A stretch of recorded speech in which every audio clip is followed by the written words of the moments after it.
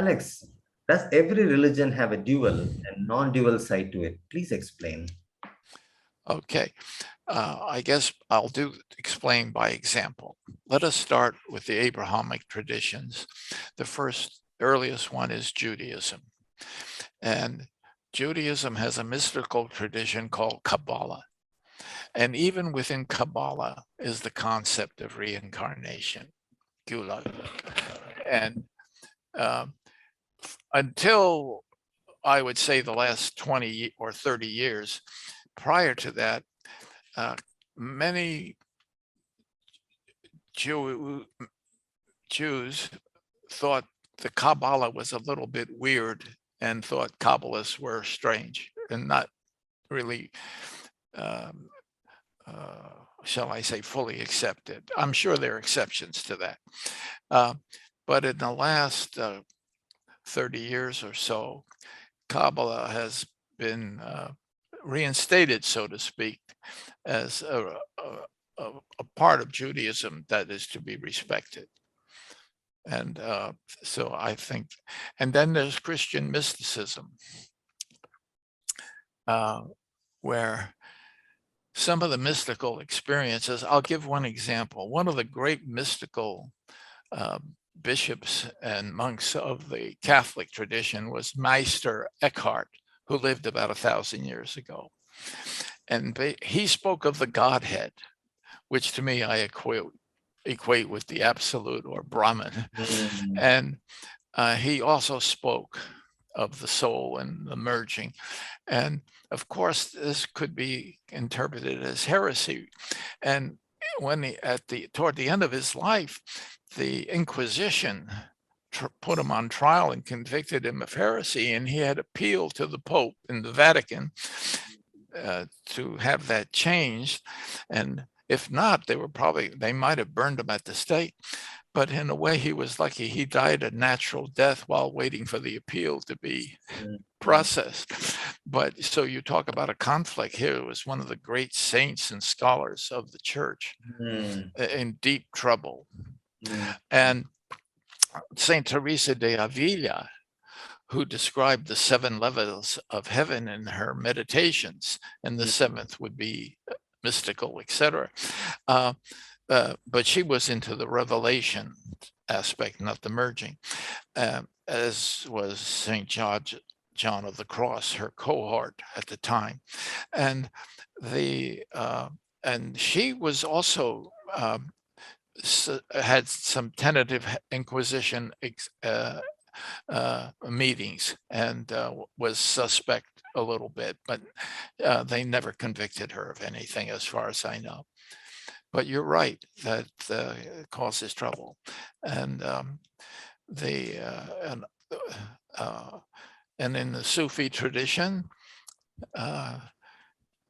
some mainstream Islamic groups, I believe it's correct to say, like the Wahhabis, would be very suspect of anybody who's a Sufi and not considered a true Muslim. And so what can I say? I don't know how we can go on more and more in this vein.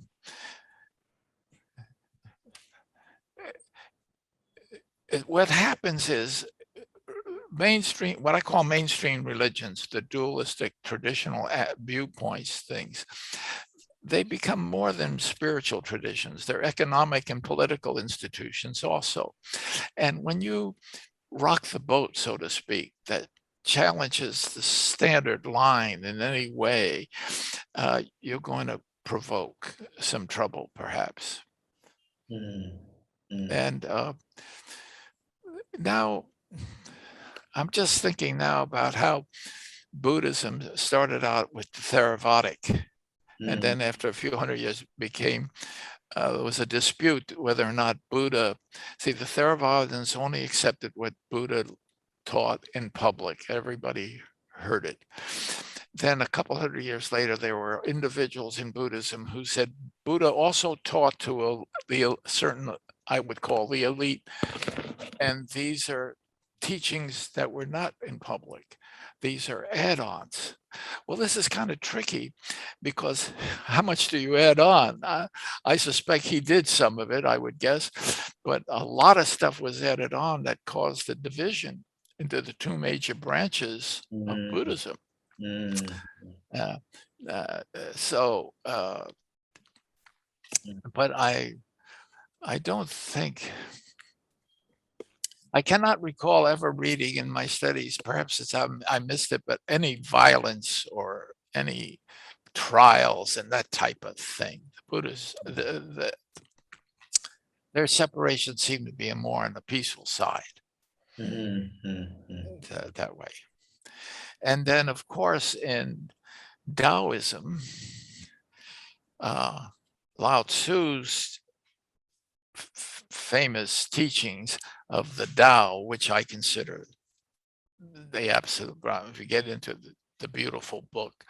But then religious Taoism, pretty soon people started wanting an altar and a god to worship. So you have this contradiction within Taoism of religious Taoism, temples, incense, and it's all very beautiful. We have it in San Francisco, wonderful Taoist temple.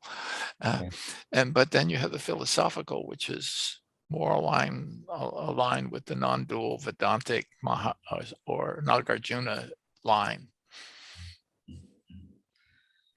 Yeah, because I remember, hey, the sentence of one of the Tao poem is about Tao does not have a name, and once you give a name, then it's no more Tao. So it's like Right. That's what I said. You see, yeah. in the dualism, you can give attributes. Non-dual, it's no.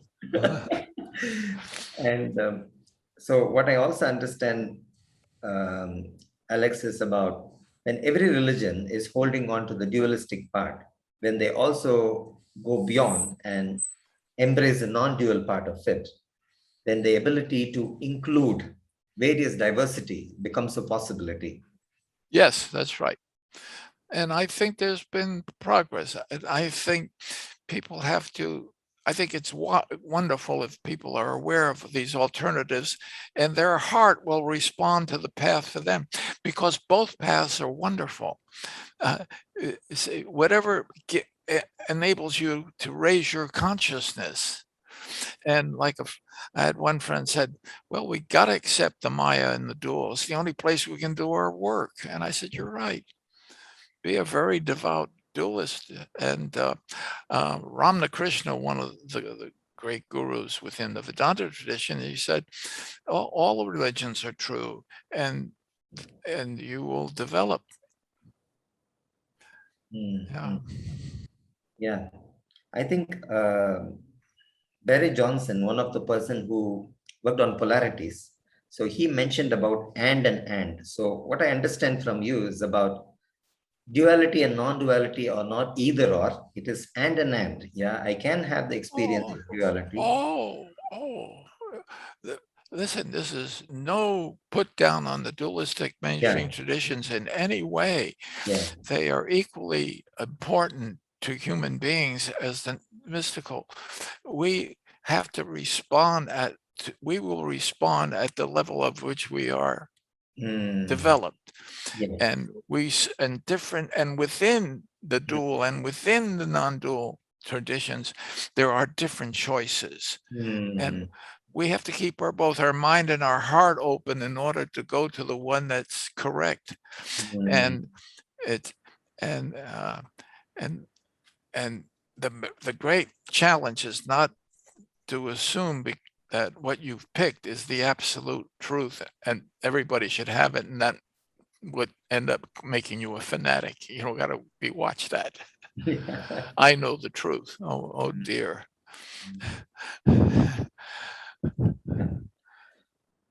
For me, one of the statement of, I want to clarify this because we are talking about non-dual part, is when Jesus said, judge ye not, for ye shall be judged.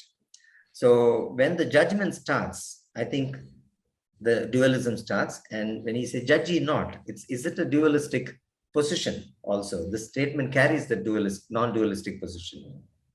Yeah, there are many statements in the Bible that can be interpreted non-dualistically. I and the Father are one. Okay. That this to me is the most important thing. The merging happens. Okay. I and the Father. I think that's the most powerful of all the statements. And understand this, that, and then of course, at the Council of Nicaea in 323, Nicaea is about 2 hours drive from Istanbul. In 323, Emperor Constantine called a council, and he wanted the Christians to come down and formalize a dogma. And the biggest question at the time was Jesus created by God, or was he the Son of God? There were about 300 or 400 bishops at this conference. They had such a disagreement. They voted that he was the Son of God. This is 300 years after he died. This is the most important decision made in the Christian tradition. It was at this council. And half the bishops were excommunicated. They went off on their own and formed other sects. It's a very interesting story. But this is when it was decided dogmatically. But now Paul spoke of this at the time of Jesus, but formally. And then these are the church councils, which I summarize in my book briefly. And they went on for several hundred years. And the Protestant tradition accepts, I think, the first 8. The Catholics still are having them. But you see how you interpret the Bible. And then which Bible? People say, I've read the Bible says this, and I know they only speak English. Yet I said, do you know the ancient Greek? Which, yeah, but that's nitpicking, because this is not the territory of science. It's the territory of the heart and faith. And it's absurd to get into these kinds of arguments. And people say, my sacred scripture is the truth, the Bible, the Quran or the Vedas are in error, and this and that. This is ego talking. The reality is, most people follow a tradition that they were born in or exposed to, and they're all fine. They're just different paths to the same place. I'm in Berkeley. I want to go to Chicago. I can take the bus. I can drive. God forbid, I could walk, I could fly, and if you look at religion as these alternative paths to the same goal, we want to understand ourselves. We want to know what brought about this universe. What is the true purpose of our life? How should we live our life? And is there consciousness after death? And what are the implications of that with respect to how we treat each other and relate to each other during this lifetime? And I think the highest point in the spiritual development is my ability, or your ability, to love unconditionally. It's so hard to do that. I see spiritual development as like we have in the batting average in American baseball. If you get a hit every time, you're batting 1,000. If you get a hit 30% of the time, you're batting 300. If you do that, they pay you $10 million a year. Well, I figured I started out at 20. I'm maybe at 150 now. A long ways to go to 1,000, but that's the path, and it's okay. I mean, I still experience anger, and I get judgmental, and then I think, oh, why did I do that? I got to work on that, because I feel when I have those emotions, I don't understand something, and I have to process it.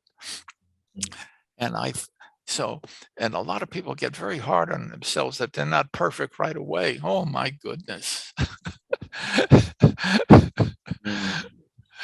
And I think Jesus in the Bible did a very thing. People wanted to stone a woman to death for adultery. And he said, okay, that's what the book says, the law. There are 613 laws in the Old Testament. But the person who throws the first rock you can only throw the first rock if you've never committed a sin yourself. Oh, pretty soon the whole crowd disappeared. Yeah. You see? Yes. Because everybody's batting average was less than 1,000 in that group. There wasn't one person in there that felt they had batted 1,000 and could throw that first rock. Yeah. I think my understanding of your invitation into the non-dual space is we are more introduced to the traditional religious ideas, and there is a choice now expanded in the non-dual side. And if we also involve ourselves in that direction, then there is a holistic development of self and beyond self, and how this interaction can happen. Right, absolutely. And to develop a healthy ego and to get rid of egocentrism and solve our everyday human problems is a very important step, because as long as we have relative world, family, worldly business problems, they activate the mind. And if the state of yoga or union requires getting those vriddis down that smooth clay, we have to work on our everyday psychological stuff and reduce our, as long as we're experiencing anxiety, we're having an active mind. And it's very hard to live a life without some sort of anxiety. And so it's very important to do this psychological work. That's why I consider it the same path. And once that gets relatively under control, they'll always add to it the idea, keep your eye on something, the great mystery. Yeah. I think I remember talking to a person called Peter Hawkins. He's an organizational coach, and he belongs to a Sufi tradition, and he was telling about Allah is the only God. Is actually there is no God, but only God. Like everything is God, but somehow it got misinterpreted as Allah is only God, and then there became a struggle to now deny other possibilities. So this was one of his conversation I had with him. Yeah, I mean, what is the non-dual reality? We don't know. We have to have the experience. But if you have a creator God, then you have to ask, where did God come from? I mean, you get crazy. Yeah, I mean, it becomes an infinite regression. So we have to, so to understand these things, we have to go beyond cause and effect thinking, which is the basis of karma, which binds us here. And causality. I've been watching several teaching company courses on science and this and that, and they're really struggling. It's very interesting in the scientific point of view, trying to understand these different types of dimensions. What is time? What is space? What is causality? These are really big open questions in science to this day. And the arrogance or ignorance, I should say, of someone saying this is the answer for sure, this and that, it's very difficult to accept. Yeah. But then it's a challenge for us not to make that person bad or to dislike them and to judge them, but to still love them. Yep. I That's think, I think, as you said, everything leads to that unconditional love, and that's the benefit of embracing this part of the non-dual and dual together also. Thank you.